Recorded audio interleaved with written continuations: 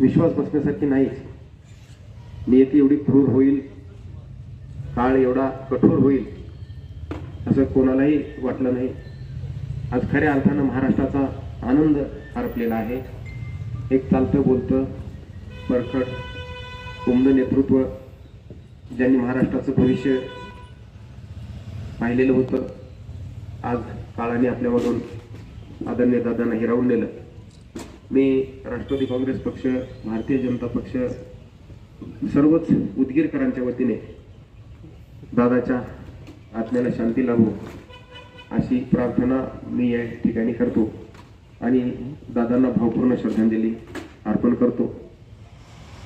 आपल्या सगळ्यांना विनंती करतो की आपण सगळ्यांनी 1 मिनिट मौन धारण करायचं. एक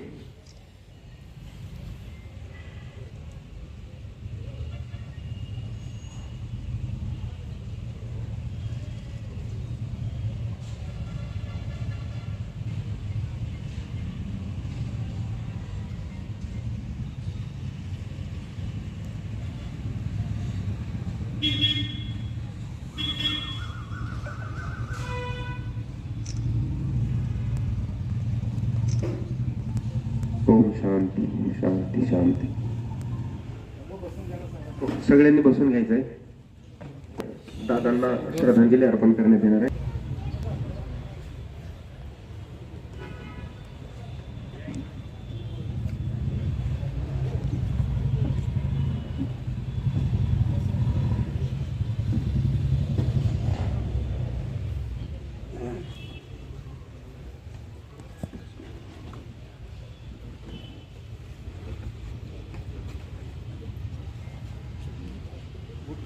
नेते मंडळींना, कार्यकर्त्यांना मी पुन्हा विनंती करतो की आपण समोर येऊन स्थानापन्न व्हावं.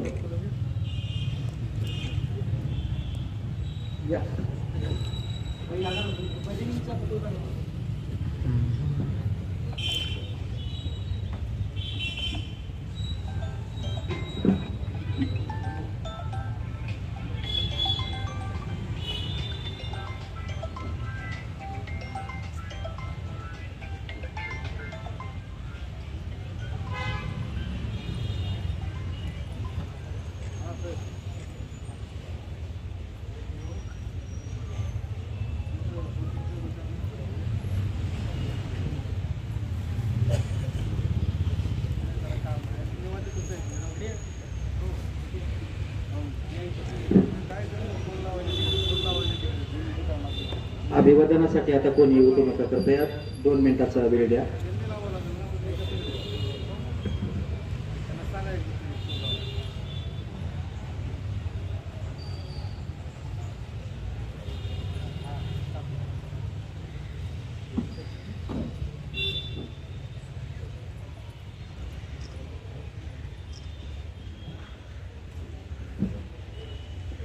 मरावे पण कीर्तिरूपी ओरावे या म्हणीप्रमाणे अजितदादांच्या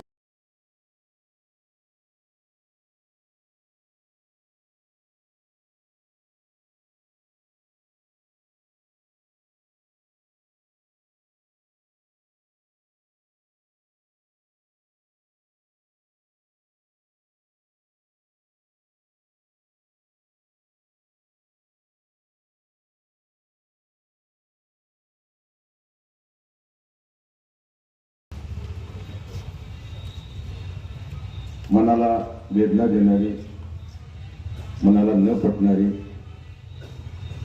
आणि काही काही वेळा आपण स्वप्न बघतो तसं स्वप्नच वाटणारी अशी घटना सकाळी सकाळी आपल्या सर्वांचे महाराष्ट्राचे नेते अजितदादा यांचा अपघात ही भरून न निघणारी घटना.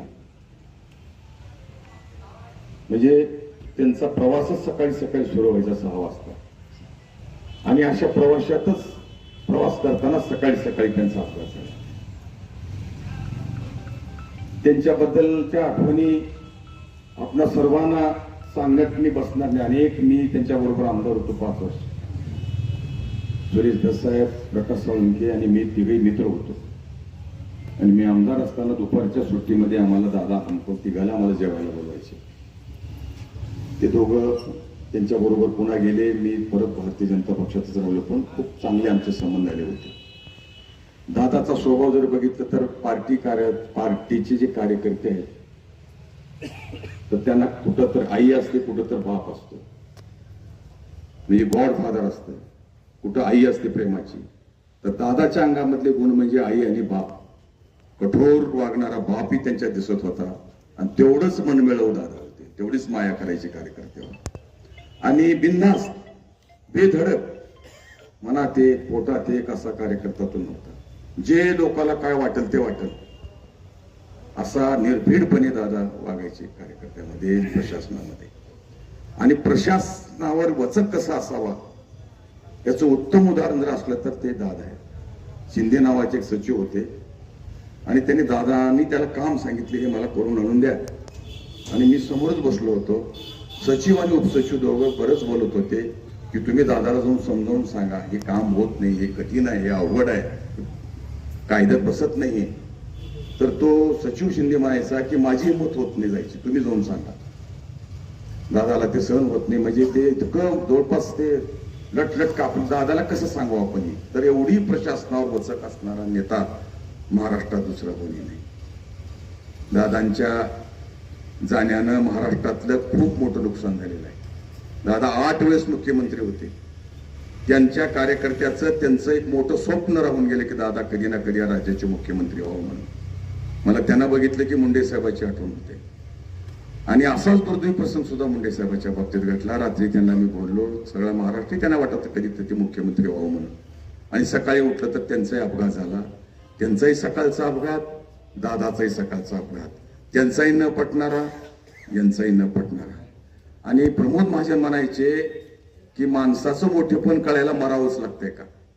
आत्ता त्यांचं आपणाला सगळ्या महाराष्ट्राला मोठेपण कळलं की राष्ट्रपतीपासून, प्रधानमंत्र्यापासून ते सगळ्या मंत्रिमंडळापासून देशातल्या अनेक महामान्य अजून श्रद्धांजली सोहळा त्यांच्या बाबतीत की देशातले पश्चिम बंगाल मधले राहो, उत्तर प्रदेश मधले राहो, बिहार मधले नेत्यावर सगळे श्रद्धांजली अर्पित करत आहे.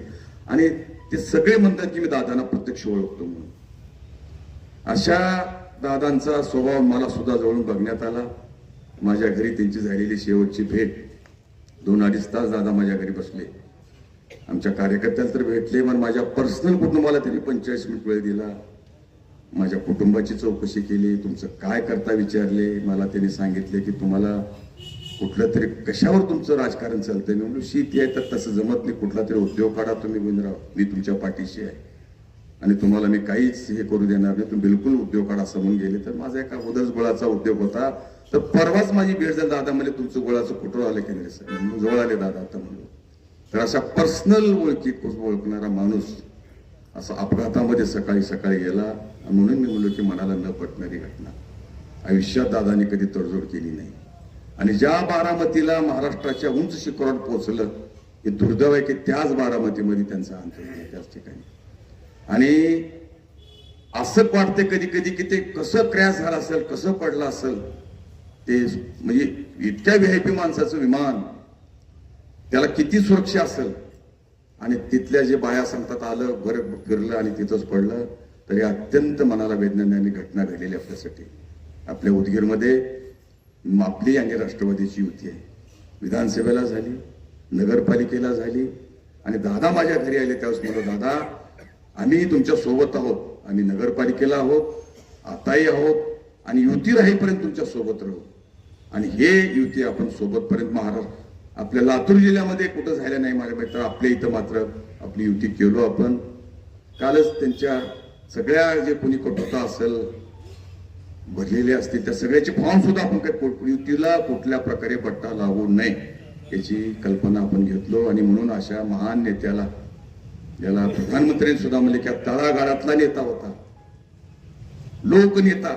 लोकनेते पदवी अनेक लोक लावून घेतात, पण लोकनेता कसा असावा ते दादाकडे बघितलं की कळते. 8 वेळेस उपमुख्यमंत्री होण्याचा मान दादांनी मिळवला, 7 वेळेस निवडून यायचा दादांनी मान मिळवला. अशा महान नेत्याला भारतीय जनता पार्टीतर्फे, माझ्या कुटुंबातर्फे, माझ्या परिवारातर्फे भावपूर्ण श्रद्धांजली अर्पित करतो. ईश्वर त्यांच्या हे इतकं मोठं दुःख आहे की त्याला जे शब्द आले जातात असे उद्ध्वस्त, सत्यानाश, नायनाट अशा अनेक शब्दामध्ये लोकांनी शब्द आज श्रद्धांजली अर्पित केली आहे. असं कधीच घडू नये. महाराष्ट्रामध्ये कुणाच्याही घडू नये असं घडलेलं एवढं दुःख आहे. ईश्वर त्यांच्या कुटुंबाला दुःख झेलण्याची ताकद देव अशी भावपूर्ण श्रद्धांजली अर्पित करून माझं मला खूप मोठा आघात झालाय. कधीही भरून न येणारी महाराष्ट्राची अपरिमित अशी हानी झालेली आहे. महाराष्ट्राची खडानखडा माहिती असलेला, तळागाळातल्या माणसांची आशा आणि अपेक्षा असलेला, सर्व जाती समूहाला, समाज घटकांना सोबत घेऊन महाराष्ट्राच्या विकासाचं स्वप्न बघितलेला आणि आता अण्णांनी सांगितल्याप्रमाणे कधीही तडजोड न केलेला, जे पटलं ते करायचं आणि मग त्याचे परिणाम काय होईल त्याची कधीही पर्वा न केलेला आहे महाराष्ट्राचा लाडका नेता आज माझ्यासारख्या लाखो तरुणांना, लाखो कार्यकर्त्यांना पोरकं करून आपल्यातून निघून गेला. माझ्याकडे तर शब्द नाहीत, काय सुचतच नाही काय बोलावं. पण महाराष्ट्राची कधीही भरून न येणारी हानी आपण करून गेला दादा. एवढी काही घाई नव्हती, अजून खूप काही करायचं होतं. माझ्यासारख्या लाखो लोकांचा आधार आज हरवलेला आहे. ओम शांती, ओम शांती. तुमच्या आमच्यासाठी आजचा हा काळा दिवस म्हणावा लागेल. कारण राष्ट्रवादीचे सर्व प्रशासनावर अतिशय घट्ट पकड असलेला नेता, कार्यकर्त्याला बळ देणारा नेता, महाराष्ट्राची व राष्ट्रवादी परिवाराची कधीही भरून न निघणारी पोकळी या ठिकाणी आजच्या या दुःखद प्रसंगानं निर्माण झालेली आहे. सकाळी ऐकल्यापासून डोकं बधीर झाले, म्हणजे काय बोलावं काही सुचतच नाही. प्रचंड असा आघात संबंध महाराष्ट्रावर, तुमच्या आमच्यावर या ठिकाणी कोसळलेला आहे. मी राष्ट्रवादी काँग्रेस पार्टीच्या वतीनं दादांना भावपूर्ण श्रद्धांजली अर्पण करतो. असंख्य आठवणी आहेत. तुम नहीं जाने का था, जो भी हो गया वो दुख की बात है. मैं मेरे परिवार की तरफ से, राष्ट्रवादी कांग्रेस पार्टी उदगिर की तरफ, शहर की तरफ से, दादा मेरे पास अल्फाज नहीं तुमको क्या. तुम नहीं जाने का था,